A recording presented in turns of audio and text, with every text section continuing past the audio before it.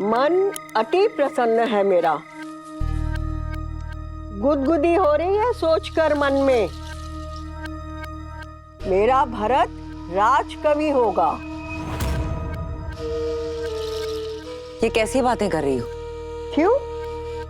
अरे गुण और लक्षणों के आधार पर ही तो पद मिलता है। राम तो निश्चित ही राजा बनेगा और लक्ष्मण तो अवश्य ही सेनापति बनेगा, और शत्रुघ्न, उसे तो कोई छोटा मोटा मंत्री का पद मिल ही जाएगा। किंतु भरत, उसकी कविताएं तो पूरे संसार में प्रसिद्ध होंगी। कैकई वंश का वो पहला कवि होगा, है ना आनंद की बात? ऐसा कुछ नहीं है। भरत भी ऋषि वशिष्ठ से शिक्षा लेकर लौटा है।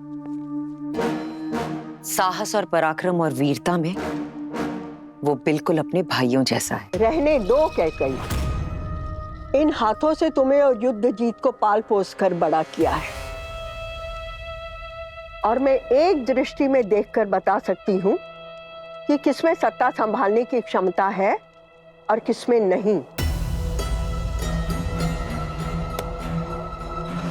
और वैसे भी कैकई, जैसा तुम चाहती थी वैसा ही तो बनकर आया है तुम्हारा पुत्र, राम की छाया।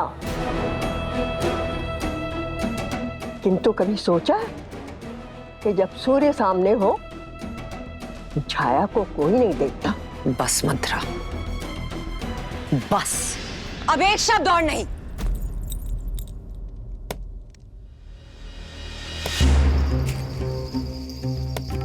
बुरा क्यों लगा कैकई? तुम तो अवध की रानी हो, राम की माँ हो। मैं तो आज भी तुम्हारी दासी मंत्रा हूं, तुम्हारी शुभ चिंतक। मंत्रा, अब एक शब्द और नहीं। निकलो यहां से, और एक काम करना, आज रात तुम बाहर ही सोना। जाओ यहां से। मैं चली जाऊंगी कैकई, मैं तो श्वान हूं, कुकर। मैं वहां आंगन में रहकर भी तुम्हारी रखवाली करूंगी कैकई। पर कब तक? मेरे बाद कौन तुम्हें संभालेगा? वो पुत्र जो राम की छाया बन गया है, या वो पति जो राम का दास है? मंत्रा, एक शब्द और नहीं। मंत्रा, निकलो अभी यहां से।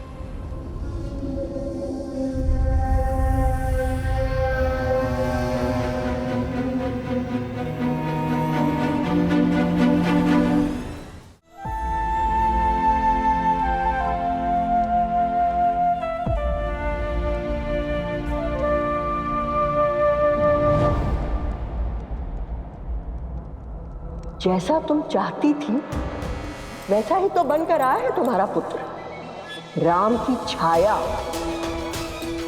जब सूर्य सामने हो तो छाया को कोई नहीं देखता। मेरे बाप, कौन तुम्हें संभालेगा? वो पुत्र जो राम की छाया बन गया है, या वो पति जो राम का दास है?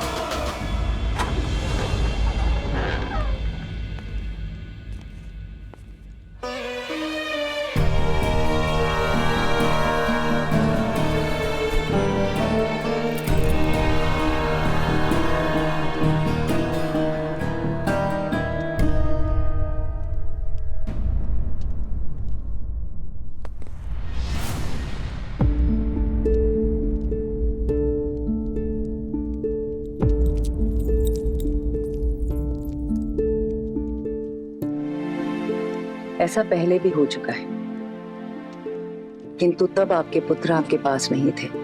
अब तो आपके पुत्र आ गए हैं, अब क्यों नहीं सोए? वर्षों से प्यासी इन आंखों को तृप्त कर रहा हूं कैकई। किंतु तुम क्यों नहीं सोई? क्योंकि आज भी इनके भविष्य के सपने मेरी आंखों में है। महाराज, चलिए ना, उपवन में चलते हैं, थोड़ा भ्रमण करते हैं। चलिए ना।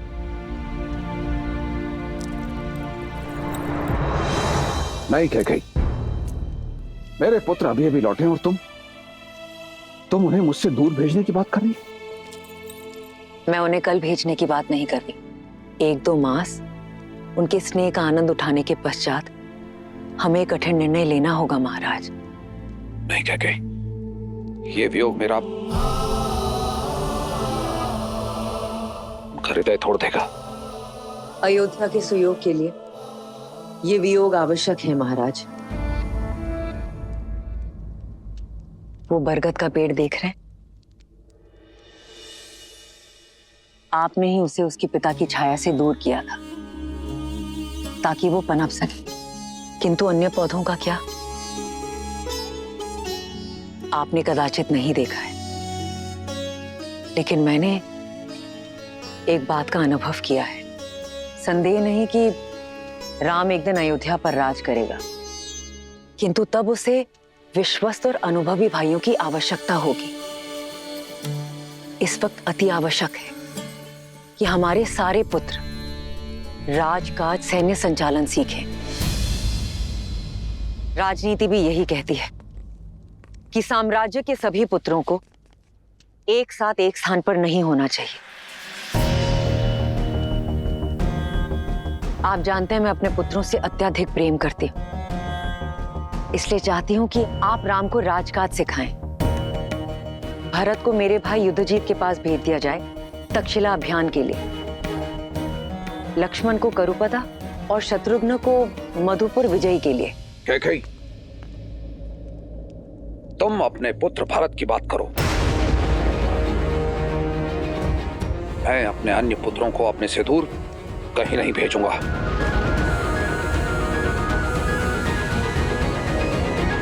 क्या कहा आपने? केवल मेरा पुत्र भरत, अर्थात भरत के अतिरिक्त मैं किसी की माता नहीं? क्या कही? तुम मेरी बात का अनुचित अर्थ निकाल रही हो। मैं आपके शब्द और अर्थ दोनों समझ गई हूं महाराज। आप केवल मेरे पुत्र भरत को कैकैया जाने का आदेश दीजिएगा, और यदि वो प्रश्न करे तो उसे कह दीजिएगा उसकी कठोर मां कैकई ने आदेश दिया है। और हां, दर्पण दिखाने के लिए धन्यवाद महाराज, ये अनुभव करवाने के लिए कि मैं केवल भरत की माता हूं, राम की नहीं।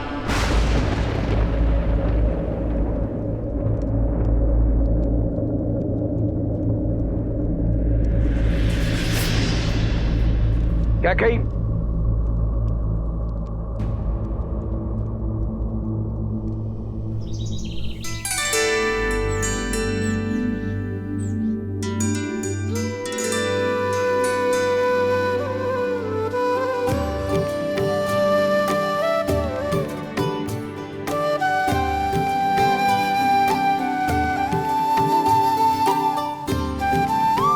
कुमार भरत, आपके लिए एक सूचना है।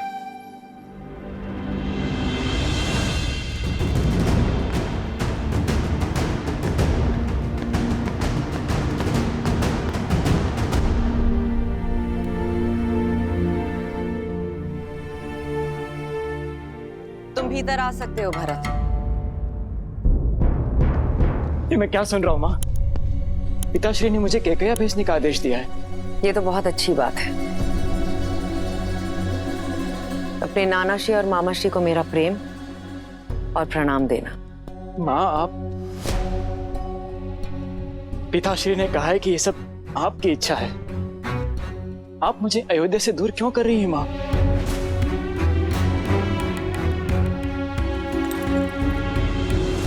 क्योंकि अपने भाई राम की छाया से दूर जाना आवश्यक है तुम्हारे लिए, अपने अस्तित्व को ढूंढने के लिए, स्वयं के लिए और राम के लिए। अपनी निर्दयता राम भैया पर मत थोपिए माँ। आपका द्वेष किससे है? राम भैया से या मुझसे? द्वेष? राम मेरा ज्येष्ठ पुत्र है, गर्व है वो मेरा। और तुम्हें मैंने अपनी कोख से जन्मा है, अस्तित्व हो तुम मेरे। भूल कर भी कभी मत सोचना कि मैं अपने पुत्रों से द्वेष कर सकती हूं, परंतु अपने स्वार्थ के लिए, अपने प्रेम के लिए, उनके भविष्य को कभी दांव पर नहीं लगा सकती। देखो स्वयं को भरत, कैसे टूटे हुए, लाचार दिख रहे हो। देखो मुझे, तुम अयोध्यापति नरेश दशरथ के पुत्र हो, अश्वपति के नाती हो, तुम कैकेयी के भरत हो, राम के भाई हो तुम। यदि मेरे ये सब कहने के पश्चात भी तुम्हें लगता है कि मेरी दृढ़ता, मेरा स्वार्थ है और मैं निर्दयी हूं और इस कारण तुम मुझसे घृणा करना चाहते हो, तो मुझे ये भी स्वीकार है भरत।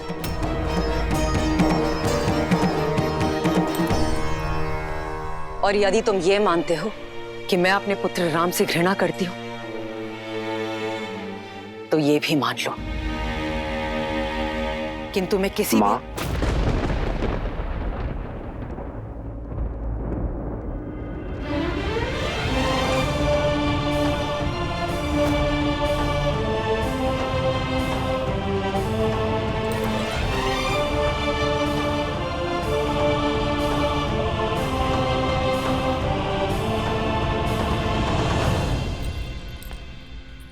राम, मेरा कहने का वो तात्पर्य नहीं था। पुत्र और मां के बीच शब्दों का नहीं, भावों का संबंध होता है मां।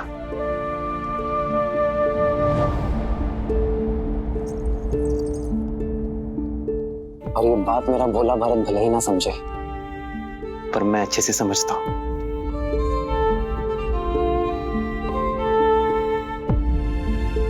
पिताश्री का आदेश सुना तो आपको धन्यवाद देने चला आया।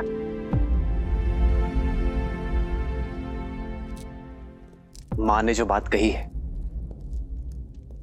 वो मैं कब से अनुभव कर रहा हूं भरत, और तुम्हारा आत्मविश्वास बढ़ाने का प्रयास भी किया है मैंने, पर कभी सफल नहीं हो पाया। जानते हो क्यों? क्योंकि मैं भाई हूं। मां ने अपने बालक को मधु के भीतर लपेटकर कड़वी औषधि पिलाने की कला मुझ में नहीं है भरत। मां ठीक कहती है भरत, मुझे केवल एक सबल भाई की आवश्यकता नहीं है, अयोध्या को एक प्रबल सेनापति, एक प्रशासक की आवश्यकता है। स्वयं सोचो भरत, हर कार्य में तुम्हें मेरी सहायता, मेरी पहल की आवश्यकता होती है। यदि कल को कहीं मुझे जाना हुआ, अयोध्या से दूर, राज्य से दूर, तो कैसे संभालोगे तुम अयोध्या को? कैसे संभालोगे राज्य और परिवार को? क्या केवल माताओं का ही धर्म है कि अपनी संतान के उज्जवल भविष्य के लिए वर्तमान में दुख सहे? क्या हमारा कोई कर्तव्य नहीं भरत?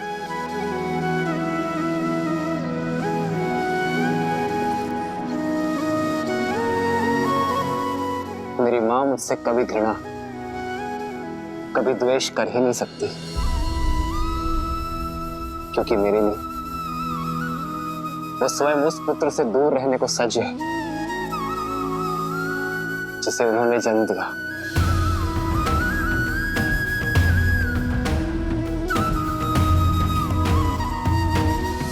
स्मरण रखना भरत, पुत्र को पुत्र हो सकता है, माता को माता नहीं।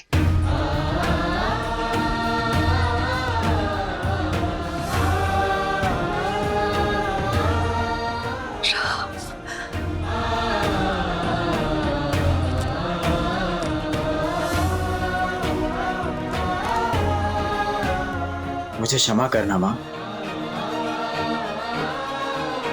मैं जाने को सज्ज हूं।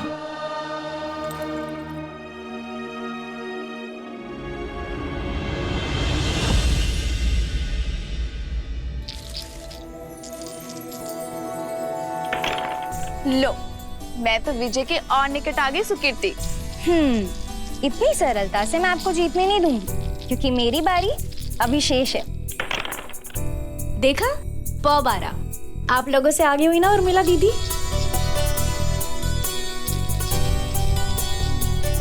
पर सब मुझसे पीछे ही हो।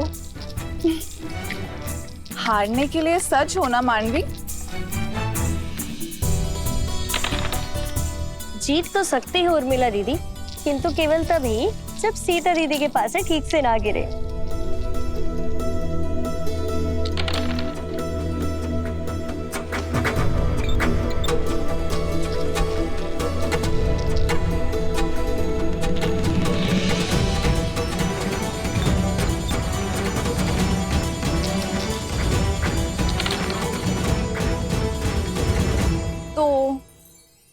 मैं तो हार गई और मैं जीत गई। देखा सीता दीदी, आप फिर से जानबूझ के हार गई ना। आप हमेशा यही करती है, गार की जैसी विदुषी को अपने ज्ञान से हरा देती हैं और अपनी बहनों के सामने हमेशा हार जाती हैं। क्योंकि तुम्हारी जीत मेरी जीत है, और अपनों से हारने में जो सुख मिलता है ना, वो 100 विजयों से भी अधिक है।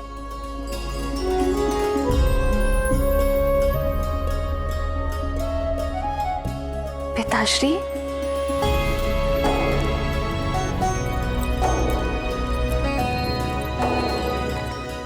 प्रणाम पिताश्री। दीर्घायु भव। मुझे सीता से कुछ एकांत में बात करनी है।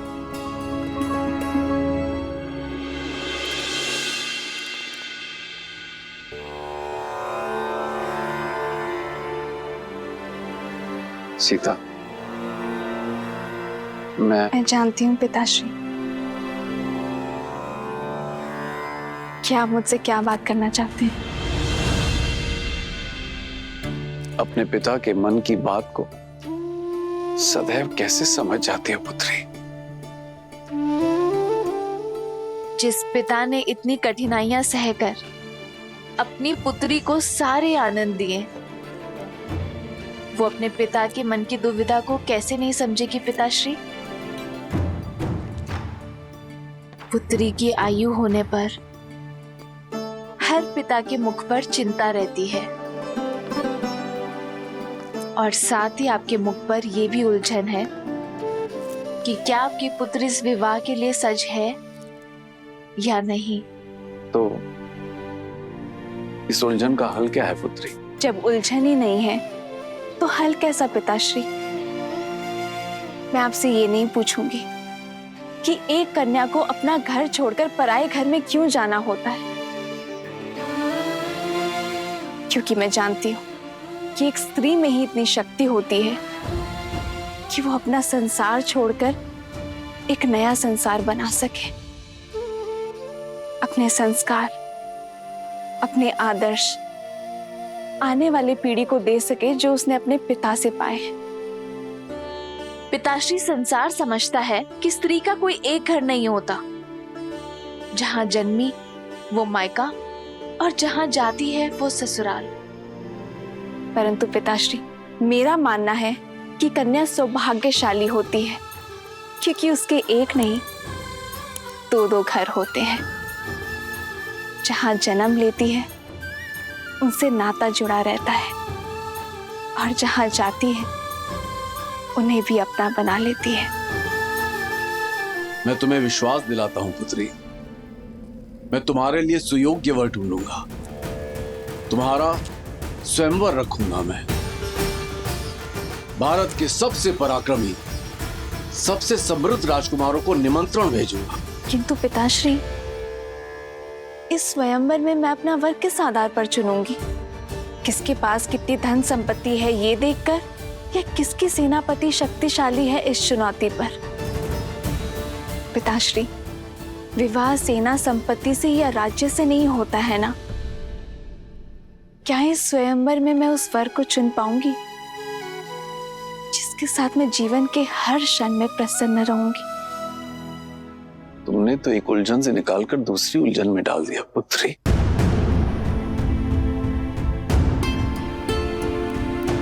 माता,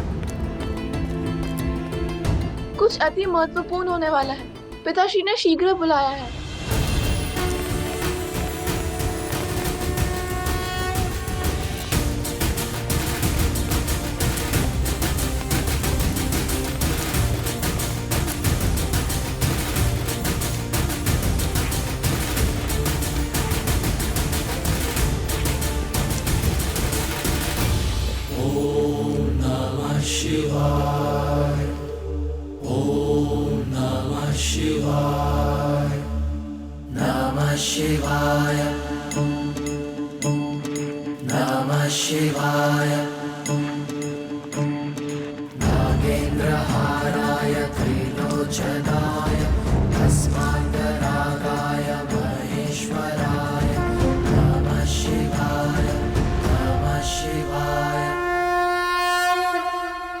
हे महादेव,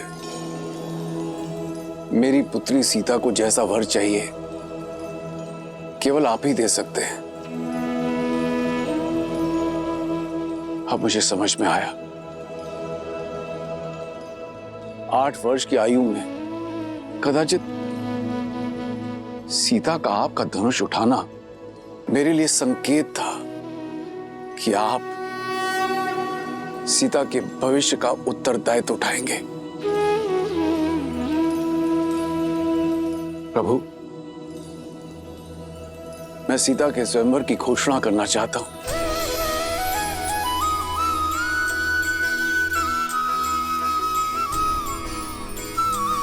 वर का चयन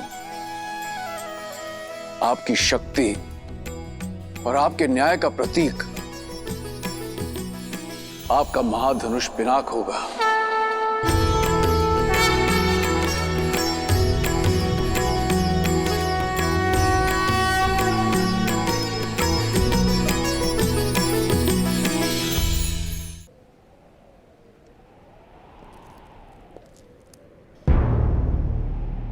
मैं अपनी पुत्री सीता के स्वयंवर की घोषणा करता हूं।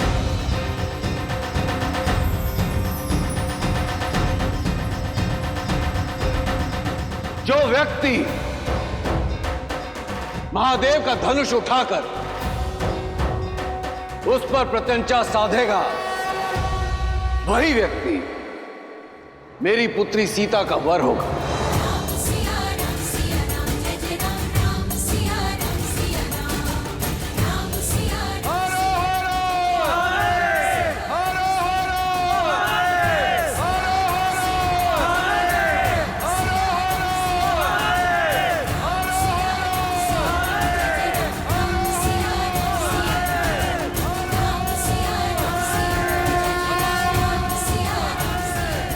जनक ने सीता के लिए वर ढूंढने का उत्तरदायित्व आप पर छोड़ दिया है प्रभु। सत्य तो यह है देवी कि मिथिला में अपने इस उत्तरदायित्व को निभाने का प्रबंध मैंने कई वर्ष पहले ही कर दिया था। कैसे, बताइए ना, कैसे ढूंढेंगे जनक राम को? जो सच्चे मन से राम को खोजना चाहें, राम तो उन्हें मिल ही जाते हैं। और वैसे भी संसार में ऐसा कौन है जो राम को खोजना नहीं चाहता।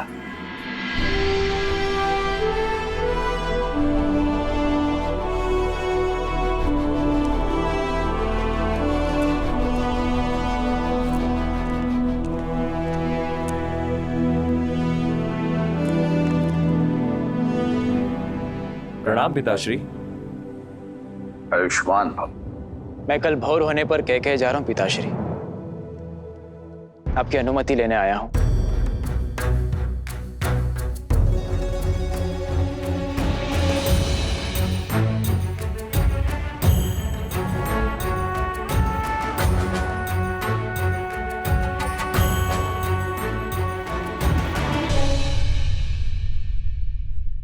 और शत्रुघ्न,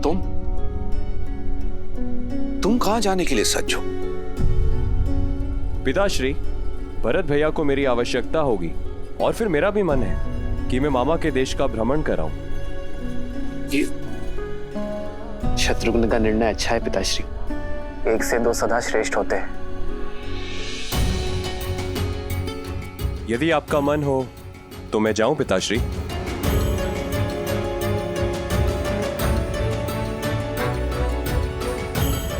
चिंता ना करें पिताश्री, मैं हूं ना आपके पास।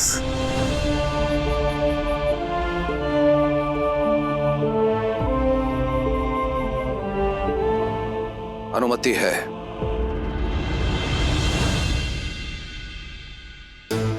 तुमने 2 अंधों के जीवन का सहारा छीना है। तुम भी अपनी आंखों के तारे से दूर हो जाओगे।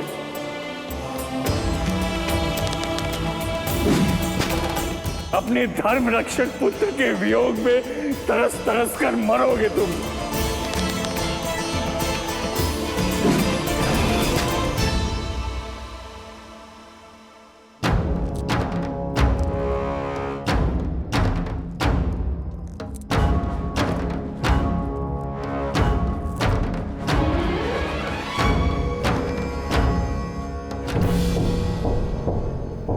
प्रणिपात ऋषिवर। आपके महाराज दशरथ कहाँ हैं? मुझे उनसे भेंट करनी है, शीघ्र, अतिशीघ्र। परंतु ऋषिवर, आपका परिचय? आर्य,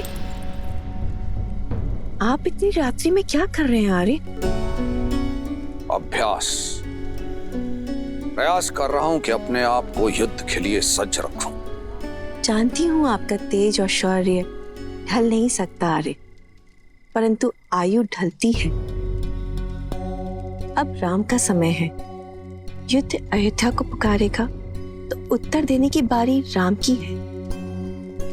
वही तो कारण है, मैं राम से दूर नहीं रह सकता। भय कि कहीं भरत और शत्रुघ्न की भांति राम पुनः उससे दूर ना हो जाए। महाराज की जय हो। महाराज, इस समय कष्ट देने के लिए क्षमा चाहता हूं, पर ऋषि विश्वामित्र पधारे हैं।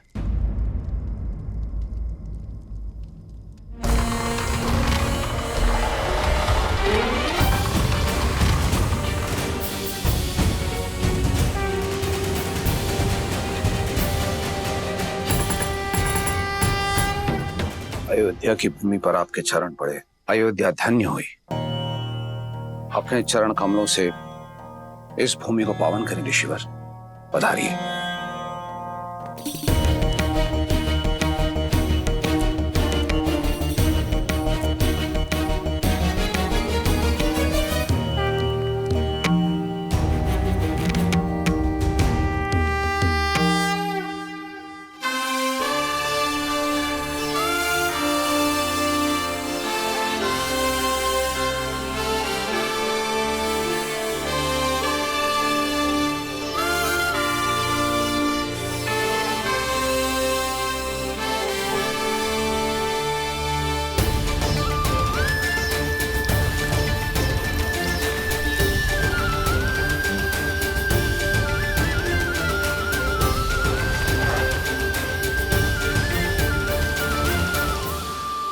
ऋषिवर, मेरा पुत्र अभी अभी शिक्षा प्राप्त करके लौटा है, इसे आशीर्वाद दें। राजन, किसी भी व्यक्ति को आशीर्वाद देने से पूर्व उस व्यक्ति की पात्रता की जांच की जाती है,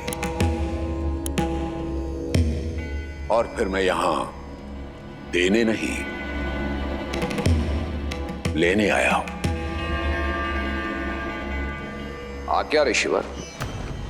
मारीच और सुबाहु 2 राक्षस हैं जो निरंतर मेरे यज्ञ में बाधा डालते रहते हैं। मृत पशुओं का रक्त और उनका मांस डालकर उसे अपवित्र करते रहते हैं। ऐसा नहीं है राजन कि मैं उनका संहार नहीं कर सकता, परंतु ब्रह्मर्षि होने के बाद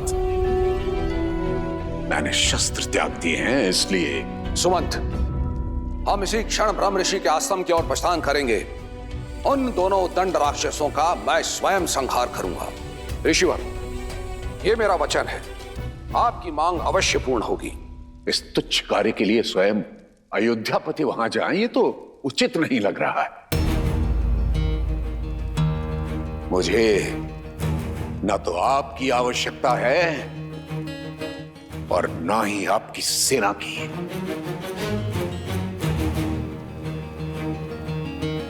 तो ऋषिवर, मैं और क्या दे सकता हूं?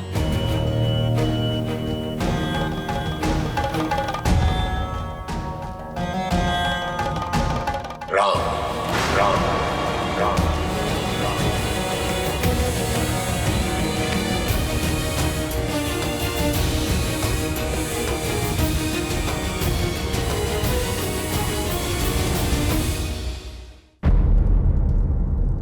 राजन, आप अपने पुत्र के लिए आशीर्वाद चाहते थे और मैं सहाय था। आप राम मुझे दे दीजिए, दोनों की इच्छाओं की पूर्ति हो जाएगी। किंतु ऋषिवर, मेरा राम, वो तो बालक है अभी। तो यूं समझिए कि उस बालक के बड़े होने का समय आ गया। किंतु मेरे राम को तो युद्ध का अनुभव ही नहीं है ऋषिवर। राजन, अनुभव युद्ध करने से होता है, और फिर जो शिक्षा आदरणीय ब्रह्मर्षि वशिष्ठ ने उसे दी है, उसकी परीक्षा भी हो जाएगी।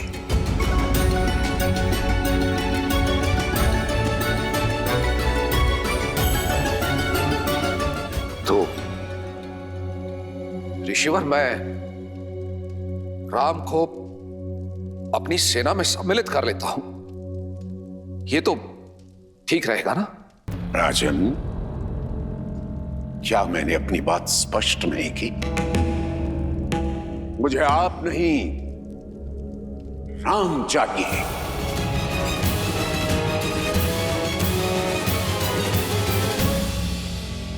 ऐसा अनर्थ न करे ऋषिवर। राम तो अभी अभी लौटा है, इसका वियोग मेरे प्राण हर लेगा ऋषिवर, मेरे प्राण हर लेगा। रघुकुल रीति सदा चले आई, प्राण जाए पर वचन न जाए। परंतु ऐसा प्रतीत होता है कि आप इन शब्दों को विस्मृत कर गए हैं राजन। प्राणों की इतनी ही चिंता है तो रघुकुल की वचनबद्धता का ढिंढोरा क्यों पीटते हैं अयोध्यापति? विश्वास नहीं होता कि आप महान राजा हरिश्चंद्र के वंशज हैं, जिसने अपना सब कुछ त्याग दिया था अपने शब्दों का मान रखने के लिए। पहली बार अयोध्या ने निराश किया।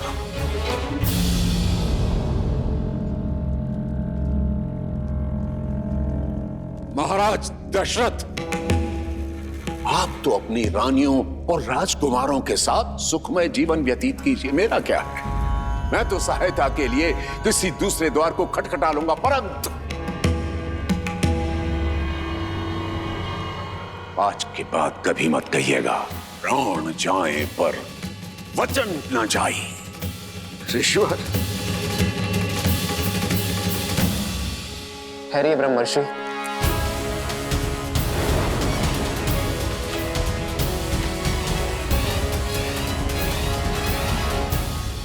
आप धर्मपरायणता के अवतार हैं, ज्ञान में सर्वश्रेष्ठ है। आप किसी भी असुर को स्वयं दंडित करने में सक्षम हैं, किंतु ब्रह्मत्व का मान रखने और रघुकुल का मान बढ़ाने स्वयं अयोध्या आए। आपके साथ चलना मेरा सौभाग्य होगा गुरुवर। केवल एक अनुरोध है, कल प्रातः तक प्रतीक्षा कीजिए, अयोध्या का स्वागत स्वीकार्य है। ठीक है, कल प्रातः काल तक का समय है तुम्हारे पास। जैसे ही कल का सूर्योदय होगा, अयोध्या के मान का उदय होगा, अथवा उसके तेज का अस्त होगा।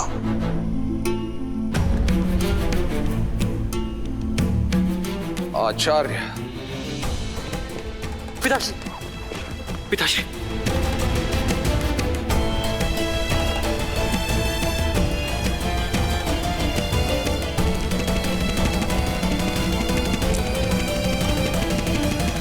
प्रणाम गुरुदेव।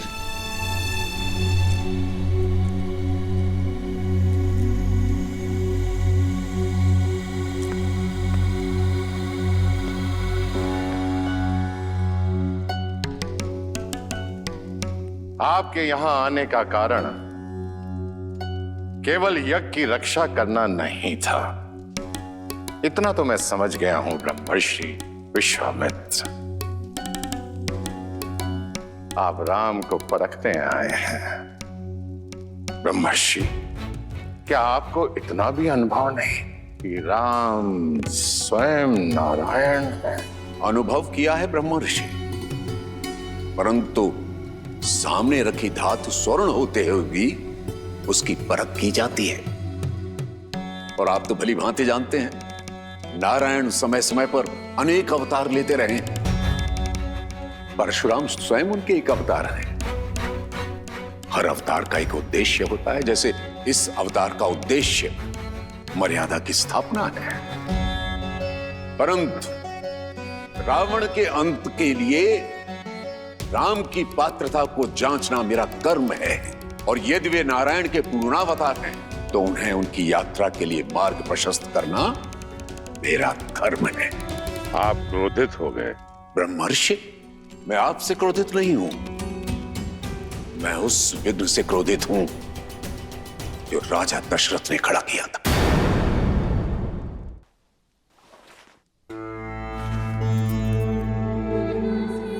सेवकों, राजवैद्य को सूचित करो कि तुरंत आए। पिताश्री,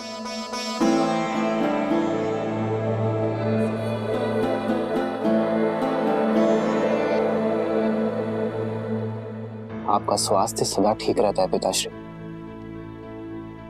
ये अचानक क्या हुआ आपको? थक गया हूं, विश्राम की आवश्यकता है।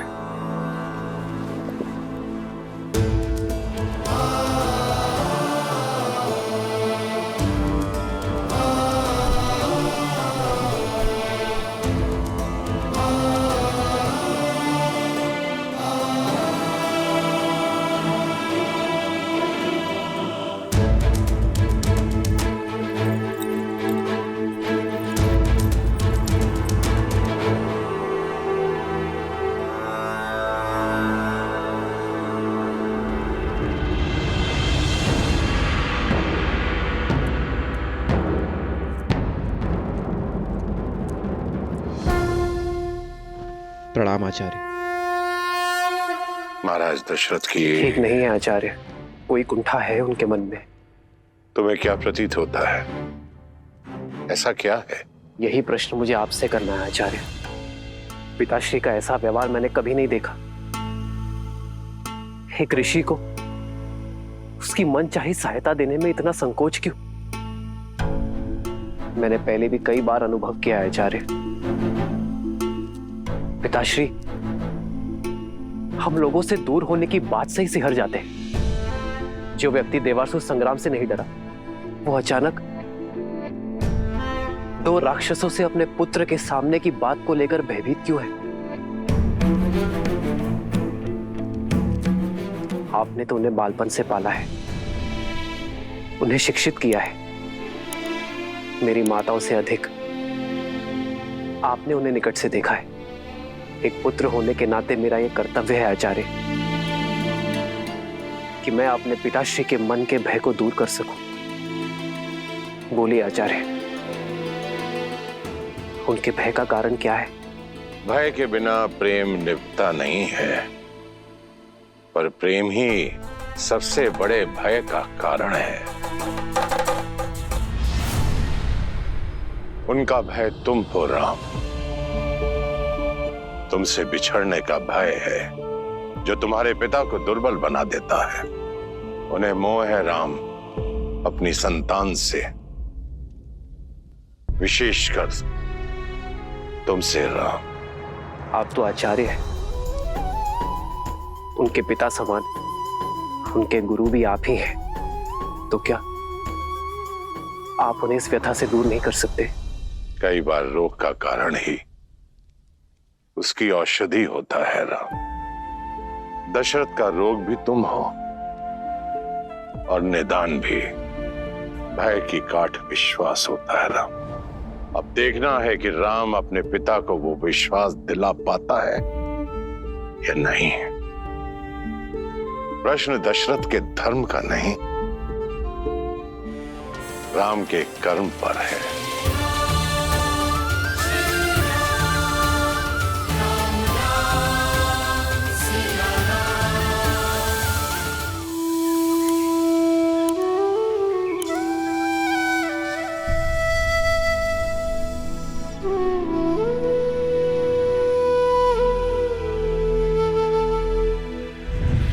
तुम भी अपनी आंखों के तारे से दूर हो जाओगे। अपने धर्म रक्षक पुत्र के वियोग में तरस तरस कर मरोगे तुम। मुझे आप नहीं, राम चाहिए, राम चाहिए।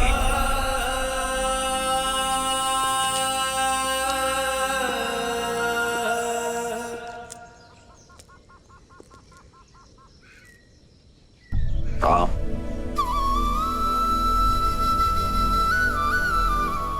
मैं आपसे नहीं पूछूंगा पिताश्री कि आपको क्या हुआ है, क्योंकि आपकी व्यथा मैं समझता हूं। ये जान के प्रसन्नता हुई कि तुम मेरी व्यथा समझते हो। किंतु ब्रह्मर्षि विश्वामित्र एक पिता से नहीं, एक राजा से सहायता मांगने आए थे पिताश्री। मत भूलो कि राजा होने के साथ साथ मैं एक पिता भी हूं। क्या राजा होने का यह अर्थ है कि मनुष्य अपने पिता होने की भावना को मिटा दे? क्या एक मनुष्य होना मेरा अपराध है? क्या मेरा पिता होना अपराध है? यदि तुम मेरे स्थान पर होते तो राजा बनते या पिता? मैं एक पिता का धर्म निभाता पिताश्री। अपने पुत्र को परीक्षा की आग में भेजता ताकि वो और सुदृढ़ होकर निकले। किंतु राम, तुम जिनसे युद्ध करने जा रहे हो वो राक्षस हैं। और जिनके लिए युद्ध कर रहे हैं वो ब्रह्मर्षि विश्वामित्र है पिताश्री। मैंने उनकी कथाएं सुनी है पिताश्री, जो एक राजा होकर एक ब्रह्मर्षि बन सकने जैसा तप कर सके, जो किसी को स्व शरीर स्वर्ग भेजने का सामर्थ्य रखते हैं। उनके साथ सुरक्षा का कैसा भय पिताश्री? जिनके पास असंख्य दिव्यास्त्र हैं, वो पूरा संसार छोड़कर यदि यहाँ आपके पुत्र को लेने आए हैं तो अवश्य ही कोई कारण होगा पिताश्री। यूं समझिए पिताश्री कि ब्रह्मर्षि विश्वामित्र को आपके पुत्र की नहीं, आपके पुत्र को ब्रह्मर्षि विश्वामित्र की आवश्यकता है।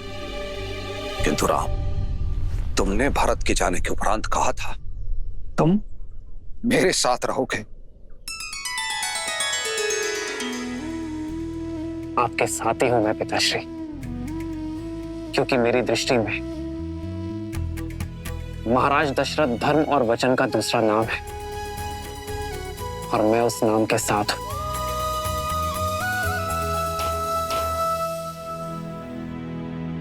आप एक पुत्र क्यों चाहते थे पिताश्री? ताकि अयोध्या को उसका उत्तराधिकारी दे सकूं, अपने पूर्वजों को तर्पण अर्पित करने वाला दे सकूं। तो यदि आज आपने मुझे ब्रह्मर्षि विश्वामित्र के साथ जाने से रोका, रघुकुल का वचन तोड़ा, तो क्या मैं अयोध्या का राज्य संभालने योग्य कहलाऊंगा पिताश्री? अपने पूर्वजों का मान घटाने के बाद, संसार में उनकी श्रद्धा घटने के बाद,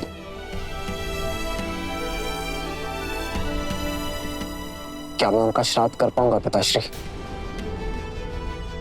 मैं आपका पुत्र हूं पिताश्री। मेरा धर्म है आपका आदेश मानना, पर आप रघुवंश के राजा हैं। चयन की दुविधा आपकी होगी और आदेश भी आपका ही होगा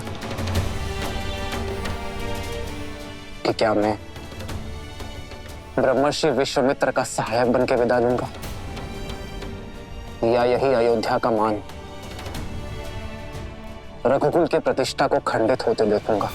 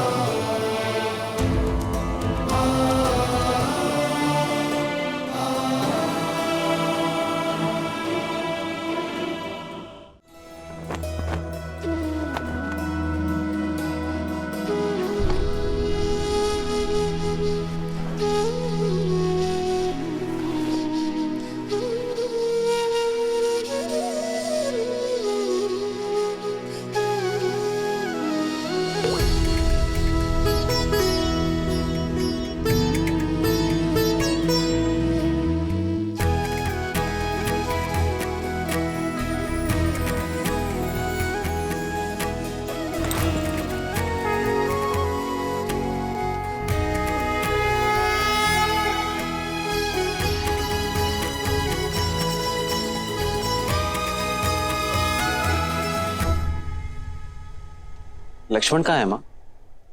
क्या वो अपने बड़े भाई को विदा करने नहीं आएगा? वो तुम्हारे लिए अस्त्र और शस्त्र लेने गया है पुत्र।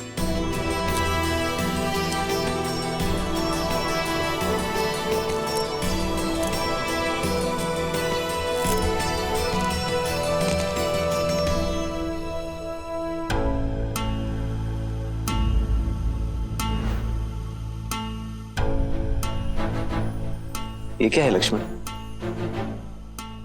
ये दो धनुष? अब दो योद्धा एक धनुष से कैसे लड़ेंगे भैया? दो? केवल मैं जा रहा हूं लक्ष्मण। क्यों भैया? आप पिताश्री के वचन का मान रखें और मैं अपनी माता सुमित्रा के उस वचन को भंग कर दूं कि मैं सदा आपकी परछाई बनकर रहूंगा।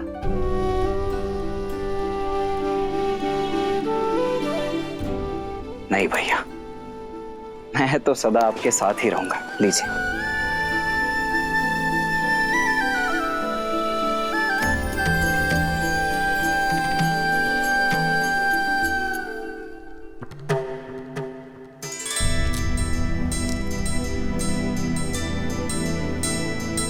क्षमा करें गुरुदेव, मुझे ज्ञात है कि आपने पिताश्री से केवल भैया राम को ही मांगा है, किंतु मैं सबको बता दूं कि मेरे भैया राम और मैं, उनका अनुज लक्ष्मण एक दूसरे से भिन्न नहीं है।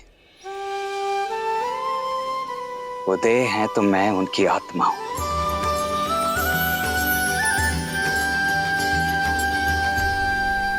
उद्दंडता के लिए क्षमा चाहता हूं, किंतु आत्मा के बिना देह आपके किसी काम की नहीं।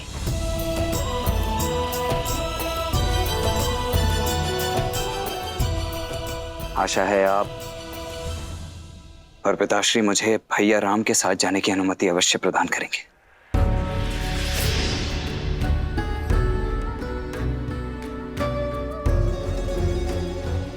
देखकर ही प्रतीत होता है कि लक्ष्मण अपने बड़े भैया का कवच है। राम तो युद्ध के लिए मेरे साथ जा रहा है, परंतु उसका कवच उसके साथ जाएगा अथवा नहीं, ये निर्णय और ये चयन दोनों ही मात्र आपके होंगे।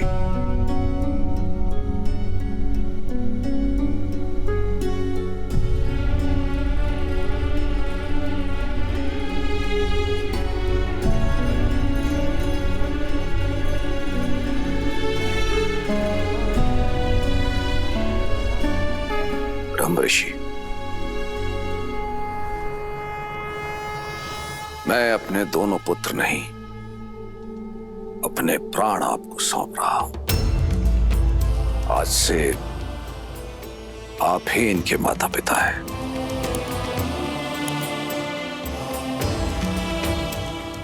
महाराज आप अपने नेत्र मुझे दे रहे हैं। ये नेत्र अब जो मार्ग प्रशस्त करेंगे वो मात्र इनके लिए नहीं, अपितु सारे संसार का दृष्टिकोण बदल देगा।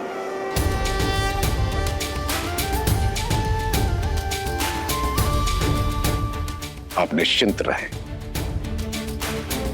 आपके दोनों बेटे मेरे साथ सुरक्षित रहेंगे।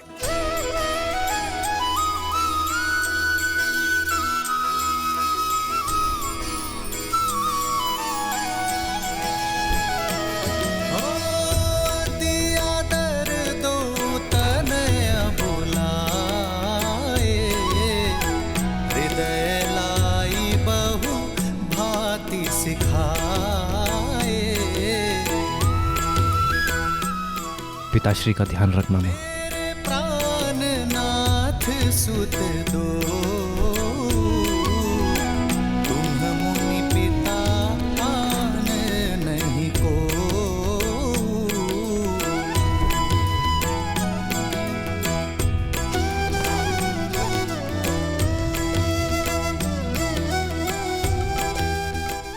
मैं लक्ष्मण का ध्यान रखूंगा सुमित्रा मां। जहाँ राम साथ हो वहां मुझे लक्ष्मण की चिंता क्यों रहेगी पुत्र। रघुकुल का मान बढ़ाना।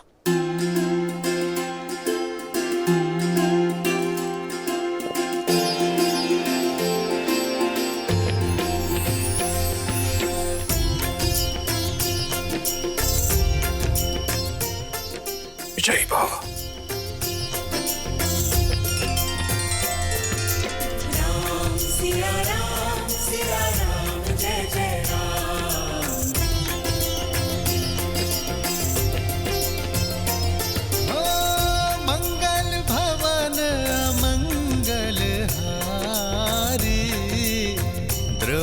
सुदशरथ अजर विहार। अपना ध्यान रखना पिताश्री।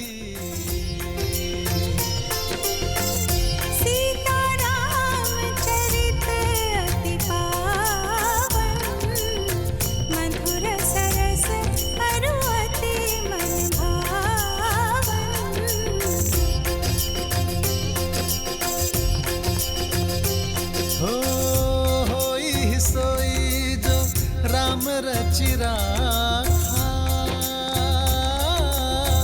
को करी तरक बढ़ावे साखा।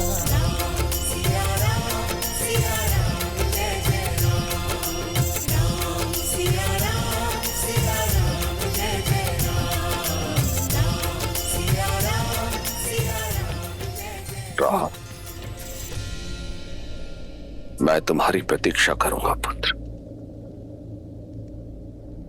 लौट के आना। हो रघुकुल रीत सदा चली आई, प्राण जाए पर वचन न जाई।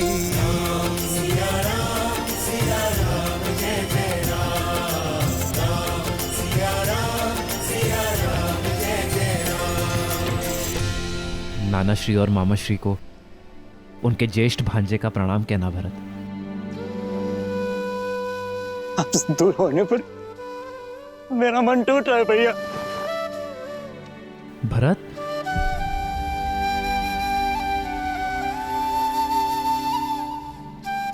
शांत हो जाओ भरत। भरत, मेरा मन गर्वित है भरत। मेरा छोटा भाई पहली बार को उत्तरदायित्व मेरे बिना उठाने जा रहा है। शत्रुघ्न जी भैया, अपना और भरत का ध्यान रखना। प्रस्थान करो भरत। लक्ष्मण,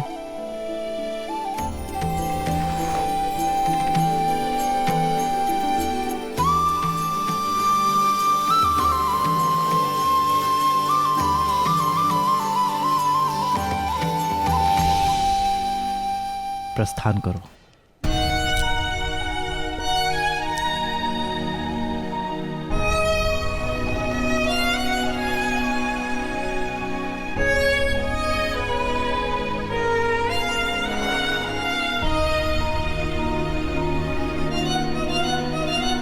भैया, ऋषि विश्वामित्र के साथ जाने के लिए परिवार से विदा लेते समय तो आपने तनिक भर का भी विचार नहीं किया, किंतु भरत भैया और शत्रुघ्न से विदा लेते समय आपकी दृष्टि उनसे हट ही नहीं रही। कर्तव्य के पथ पर विदाई भी सुख देती है लक्ष्मण।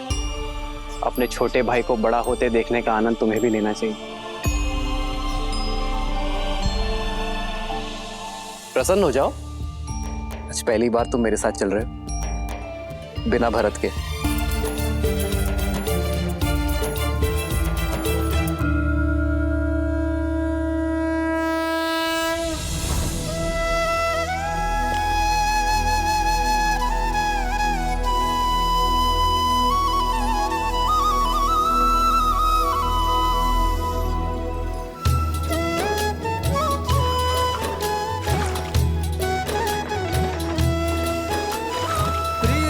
से दूर होना भारी मन का द्वंद, पर बिछड़ न कर्तव्य के लिए एक वीर का आनंद।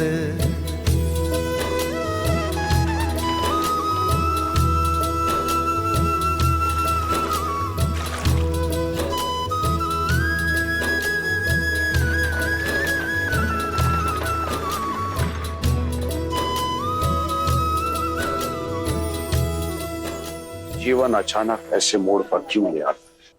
वर्षों के उपरांत संतान की प्राप्ति हुई, किंतु उसके बाद 8 लंबे वर्षों तक मेरे पुत्र शिक्षा प्राप्ति हेतु मुझसे दूर चले। लौट के आए, कुछ ही क्षण उनके साथ बिताए और फिर से पुत्र वियोग एक बार फिर मेरे सामने उठ खड़ा हुआ है। भय लग रहा है अक्षर, कहीं श्रवण कुमार के पिता का श्राप अपने लक्ष्य की ओर तो नहीं बढ़ रहा। समस्या ये नहीं कि तुम्हारी मृत्यु श्राप से होगी, समस्या ये है कि तुम हर क्षण श्राप में जी रहे हो। क्यों भूल जाते हो कि मृत्यु तुम्हारे हाथों में नहीं है, तुम्हारे हाथों में है जीवन। तो जितना समय है अपने पुत्रों के साथ बिताओ और जियो, ताकि अपने पुत्रों के साथ समय ना बिताने का खेद ना रह जाए। जीवन कब समाप्त होगा इस डर से जीना छोड़ नहीं देते हैं पुत्र।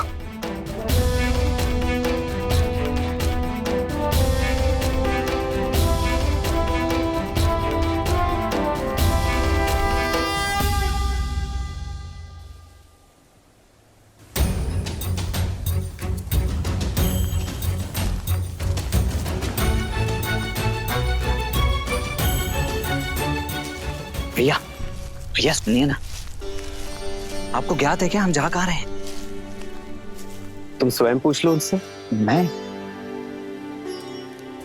नहीं, ठीक है। थक गए क्या दशरथ नंदन? जी आचार्य, नहीं तो भैया चलिए ना, आइए।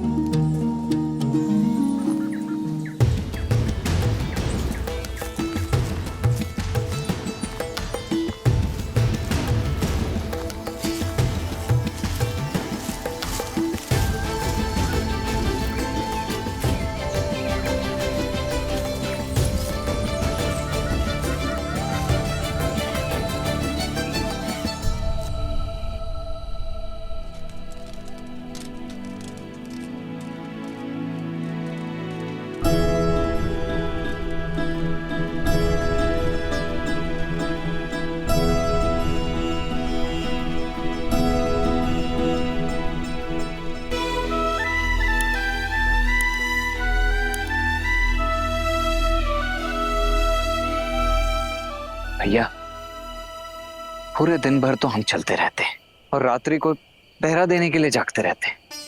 ना भोजन है ना जल है। ये गुरुदेव हमसे चाहते क्या है? कोई कारण अवश्य होगा लक्ष्मण। यदि कार्य सरल होता तो गुरुवर इतनी दूर चलकर अयोध्या नहीं आते।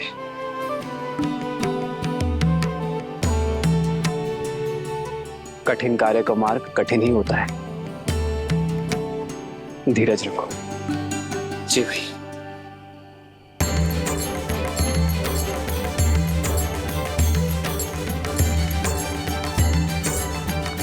गुरुदेव, जलाशय।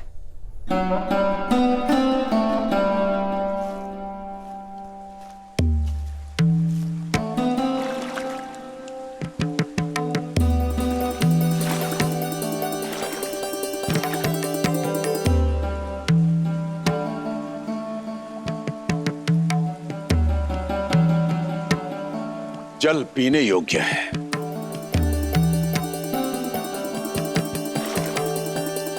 पी नहीं सकते।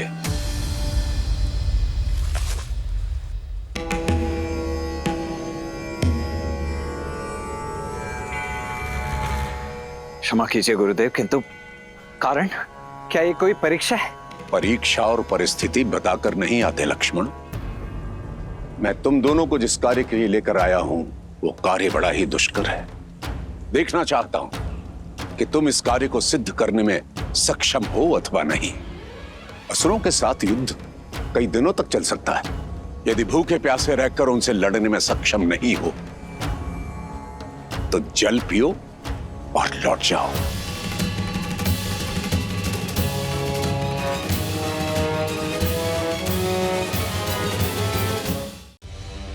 वे असुर हैं। भूख और तृष्णा पर उनका वश नहीं है। उनके शरीर को भूख लगती है तो वो चोरी करते हैं, छीनते हैं, लूटते हैं और अपने मन की भूख और तृष्णा को वे अपराध करके शांत करते हैं। इसका अर्थ समझते हो? समझा गुरुवर। यदि हम भी उनके जैसे ही दोषी हैं तो हम उन पर विजय नहीं पा सकते। इसलिए हमें अपनी भूख और तृष्णा पर वश पाना होगा, यही ना? हम सज्ज है आचार्य। मेरा लक्ष्मण बहुत बली है, बहुत सहनशील है। आपका भाव नहीं समझ पाया, इसलिए दुष्टता कर बैठा। इसे क्षमा करे गुरुवर। जी गुरुदेव, मैं आपको आश्वासन देता हूं कि मैं भूख और प्यास दोनों सहन करने के लिए सज्ज हूं। शरीर की भूख को शारीरिक बल और परिश्रम से शांत किया जा सकता है लक्ष्मण, परंतु मन की तृष्णा को मिटाने के लिए मन में करुणा जागृत करनी होती है। अपनी इंद्रियों को वश में रखना पड़ता है। कर पाओगे?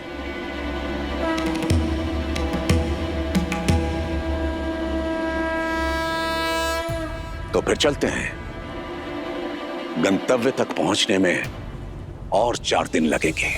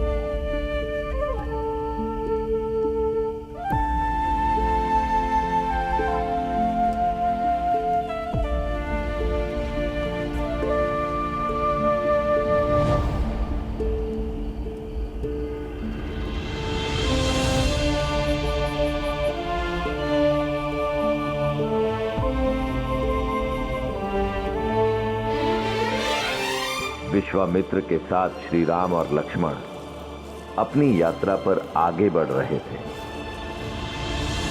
और मिथिला में समय सीता के स्वयंवर की ओर बढ़ रहा था। विश्वास नहीं होता, सीता दीदी के स्वयंवर के निमंत्रण पत्र जा रहे हैं। सोचा भी नहीं था ना, बचपन का साथ अचानक क्यों ही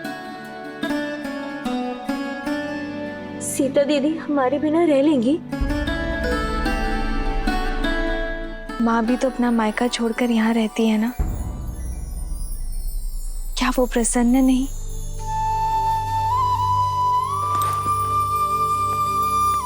सीता दीदी चौपड़ खेले इस समय?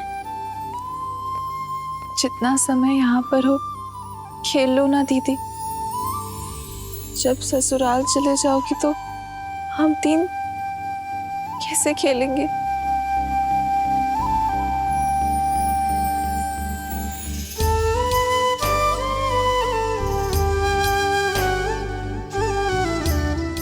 अरे चलो चौपड़ खेलते। चलो। तुम इतना क्यों हंस रही हो? क्योंकि सीता दीदी कहीं नहीं जाने वाली। अब ज्येष्ठ पिताश्री ने नियम ही कुछ ऐसे रखे हैं। जिस शिव धनुष को सैकड़ों लोग मिलके केवल हिला पाते हैं, उसे कौन तो उठाएगा और कौन प्रत्यंचा चढ़ाएगा? तर्क तो उचित है, पर फिर सीता दीदी ने कैसे उठा लिया था? हाँ दीदी बताओ ना, जब आपने शिव धनुष उठाया था तो क्या था आपके मन में? नहीं जानती, बस इतना स्मरण है कि मेरे मन में ना तो कोई भय था और ना कोई भार। केवल महादेव से प्रार्थना थी कि हमारी गेंद वापस लौटा दे। और महादेव तो भोलेनाथ है ना, यदि मन में आभार हो तो महादेव दुलार देंगे ही। हाँ, और वो वर भी देंगे जो उनका धनुष उठा के आपको ब्याह ले जाएगा।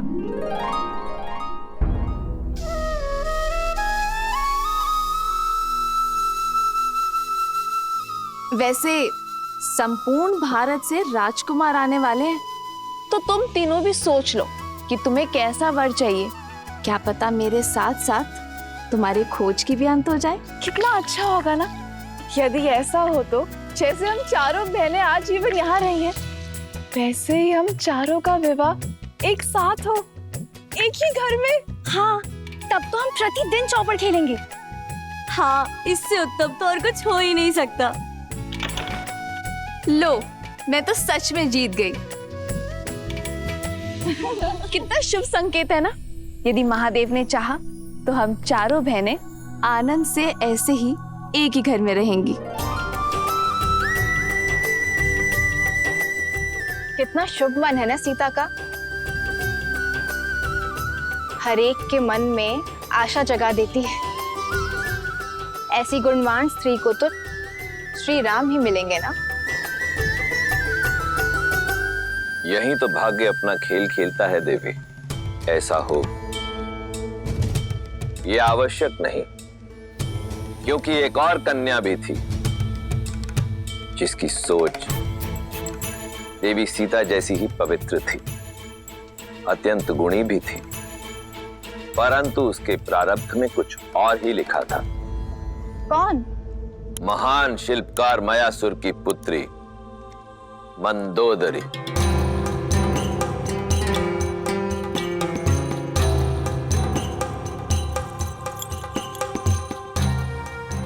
मयासुर ने अनेकों दिव्यास्त्रों का निर्माण किया था और फिर उन्होंने एक अत्यंत शक्तिशाली भाला बनाया।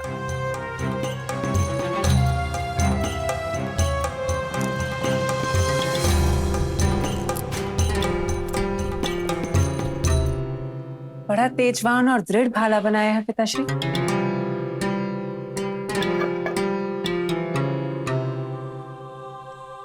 किसी विशेष के लिए बनाया है? हाँ पुत्री, ये संसार का सबसे शक्तिशाली भाला है, जिसका प्रहार इंद्र के वज्र को भी काट सकता है।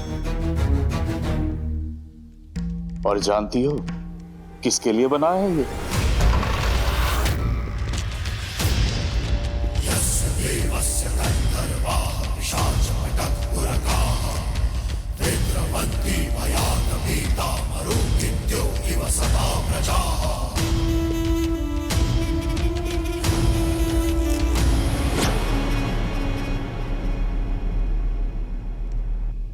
तुम? मैं लंकेश दशानन रावण। मायासुर, सुना है कि तुम्हारे पास कुछ ऐसा है जो केवल मेरे योग्य है, तो लेने चलाया अद्भुत अस्त्र। ये अस्त्र मैं तुम्हें नहीं दे सकता दशानन। दशानन, ये भाला लेने नहीं आए हैं पिताजी।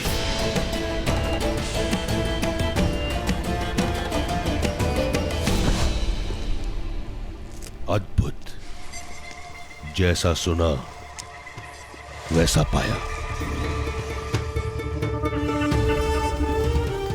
आंखों में तेज, वाणी में दृढ़ता, रूप में ज्वाला और बुद्धि में पैनापन।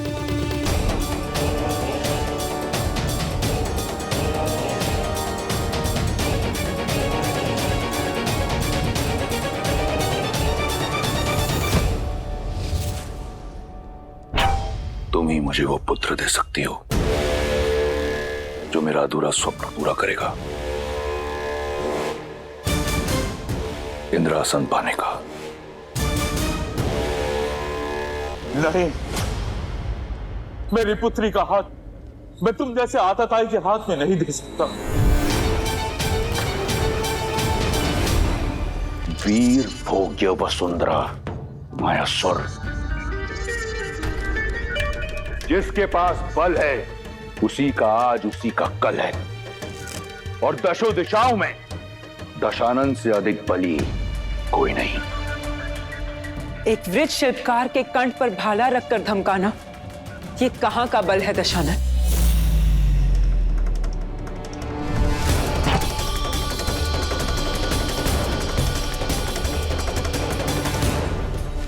भय नहीं लगता तुम्हें रावण के समक्ष ये सुर साधते हुए?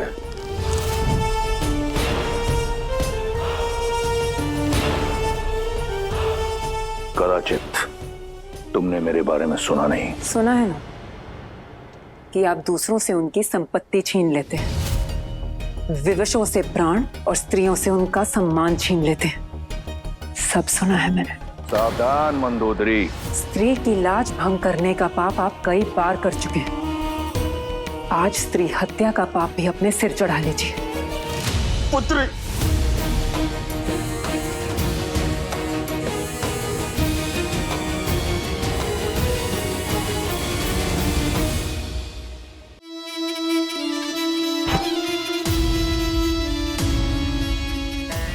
प्राण नहीं लूंगा तुम्हारे। सुंदर स्त्रियों के प्राण नहीं लेते, उनके लिए प्राण न्यौछावर किए जाते हैं। मायासुर, तुम्हारी पुत्री मेरी हुई,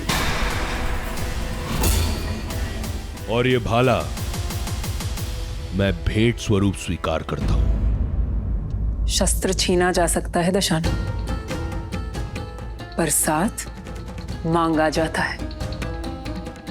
समान नहीं हूं मैं, सम्मान से एक सज्जन बनकर मेरे पिताश्री से मेरा हाथ मांगिए।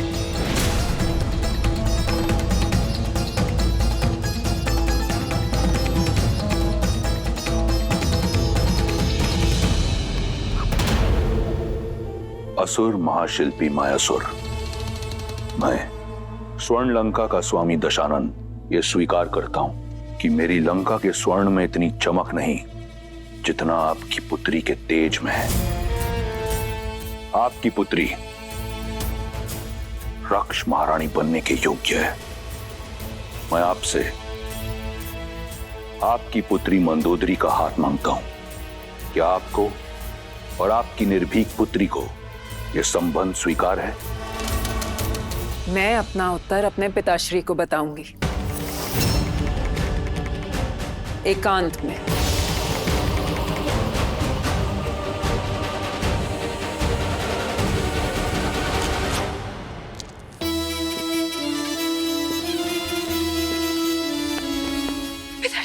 पिताश्री उठे, उठे।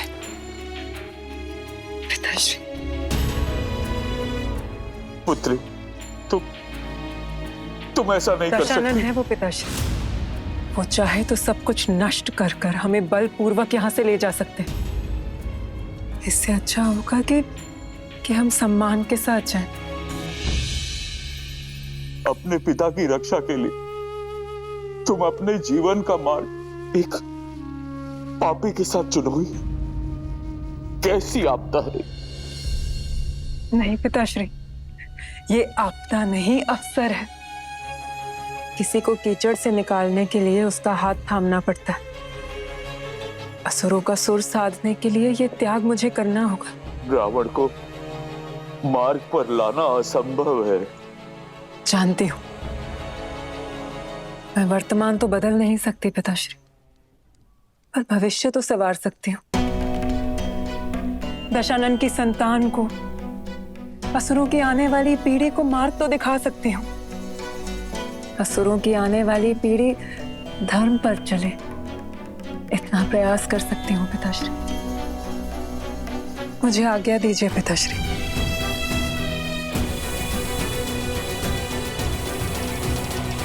रावण और मंदोदरी का विवाह हुआ, जहां एक और मंदोदरी ने अपनी आहुति दी असुरों के भविष्य के लिए, वहीं दूसरी ओर रावण एक शक्तिशाली शस्त्र पाना चाहता था।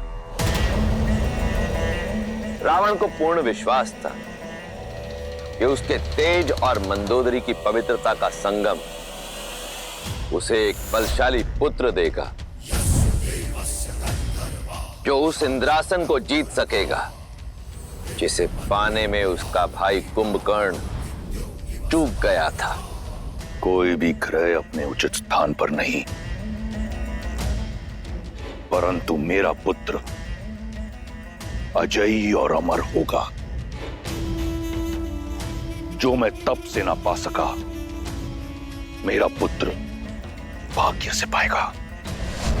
जो भी ग्रह नक्षत्र की स्थिति प्रतिकूल है, उन्हें अनुकूल होना होगा।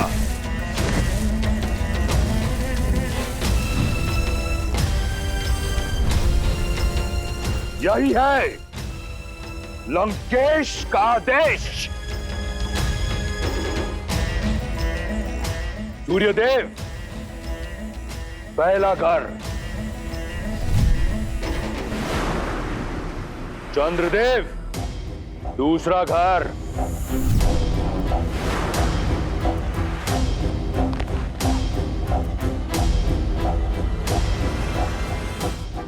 रावण ने अपने बल और भय के प्रताप से सभी ग्रहों को अपने पुत्र की कुंडली में अनुकूल परिस्थिति में आने के लिए विवश कर दिया। शनिदेव, सातवां घर।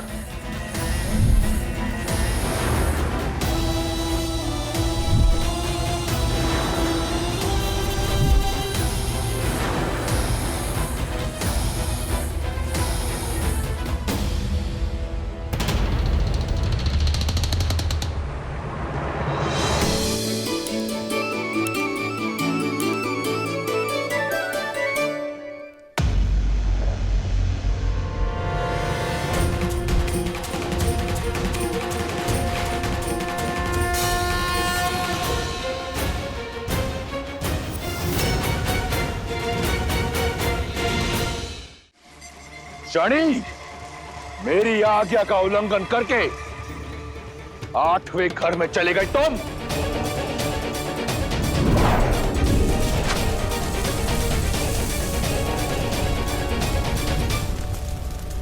तुम अपने बल से, अपनी हट से नियति के लेख को नहीं बदल सकते रावण।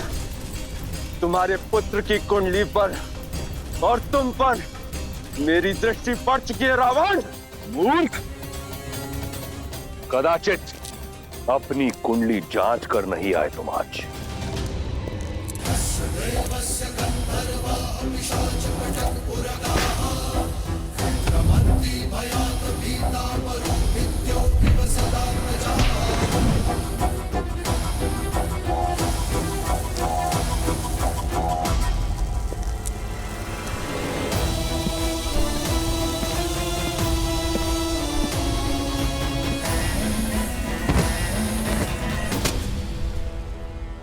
आज से तुम यही मेरे चरणों में रहोगे, जहां सदैव तुम्हारी दृष्टि नीची रहेगी,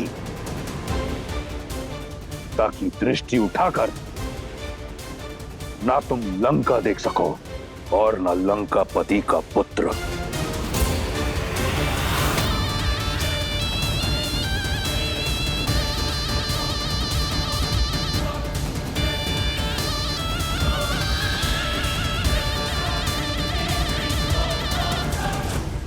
अर्थात रावण ने सदा के लिए शनि को बंदी बना लिया।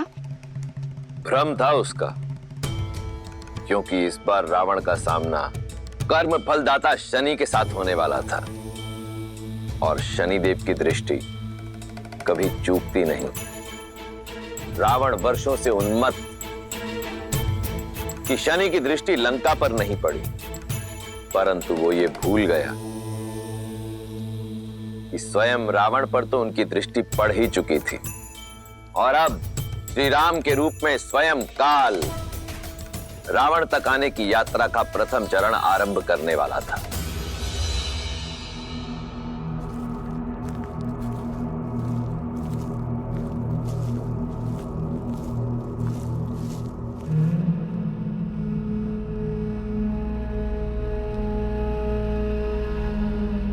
बड़ा ही भयावह वन है ये। यहाँ का वातावरण ही बता रहा है कि अवश्य ही राक्षसों का गढ़ होगा ये। राक्षसों का नहीं लक्ष्मण, राक्षसी का।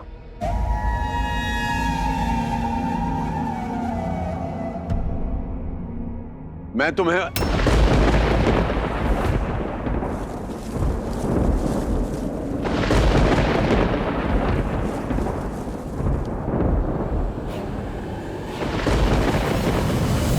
भैया,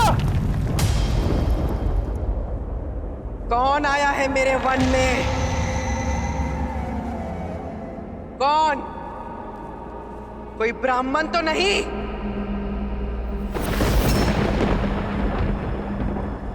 ब्राह्मण? मैंने चेतावनी दी थी कि मेरे वन में ऋषियों का आना मना है।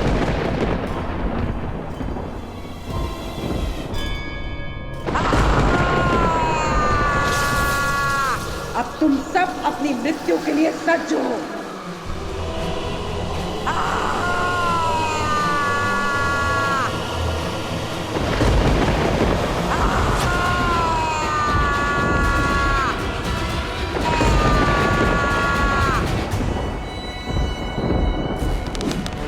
भैया, प्रहार की आज्ञा दीजिए।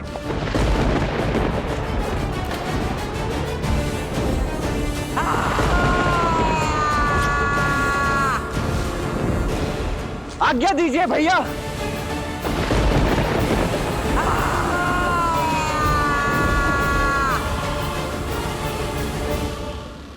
धार्मिक वीडियो सबसे पहले देखने के लिए हमारे चैनल को सब्सक्राइब करें और बेल आइकन दबाएं।